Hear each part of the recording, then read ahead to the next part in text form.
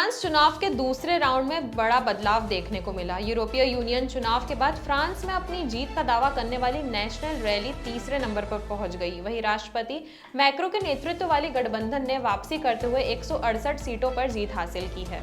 इसी बीच फ्रांस में रविवार को हुए चुनाव के बाद आए एग्जिट पोल में दूरदृष्टिपंथी पार्टी नेशनल रैली ने आश्चर्यजनक रूप से पीछे होने के बाद जगह जगह हिंसा शुरू कर दी। राजधानी पेरिस समेत विभिन्न शहरों में आगजनी की घटनाएं हुई हैं। देश भर में दंगा विरोधी पुलिस को तैनात किया गया और हमारी आज की रिपोर्ट भी इसी विषय पर है। तो आइए आपको बताते हैं क्या रही इसके पीछे हिंसा की वजह। नमस्कार, मैं यशस्वी जोशी स्वागत करती हूँ आपका यूबी न्यूज में, जहां हम न सिर्फ खबरें लाते हैं बल्कि उसका बारीक और सटीक विश्लेषण भी करते हैं। फ्रांस के आम चुनाव में बड़ा फेरबदल हुआ है। पहले दौर में पहले स्थान पर रहने वाली दक्षिणपंथी पार्टी नेशनल रैली आखिरी दौर में तीसरे स्थान पर पहुंच गई है।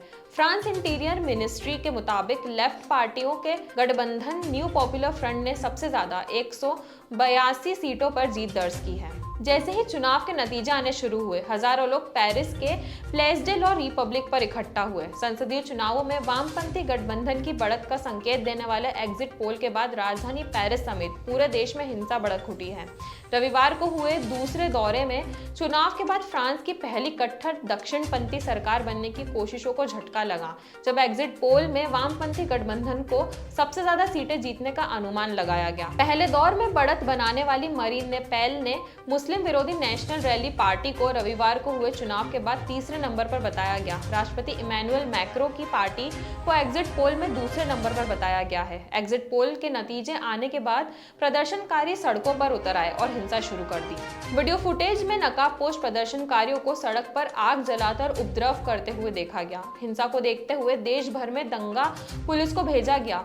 फॉक्स न्यूज की रिपोर्ट के अनुसार फ्रांसीसी चुनाव के बाद आए एग्जिट पोल में वामपंथी गठबंधन की जीत की संभावना के बाद पेरिस में जश्न और हिंसा दोनों का माहौल बन गया। दूर वामपंथी गठबंधन के अप्रत्याशित रूप से आगे निकलने की खबर पर हजारों लोग जश्न मनाने के लिए पेरिस के प्लेस डे ला रिपब्लिक में जमा हो गए। वहीं इस खबर से सत्ता हासिल करने की उम्मीद कर रहे मरीन ले पेन ने नेशनल रैली के समर्थन हैरान रह गए।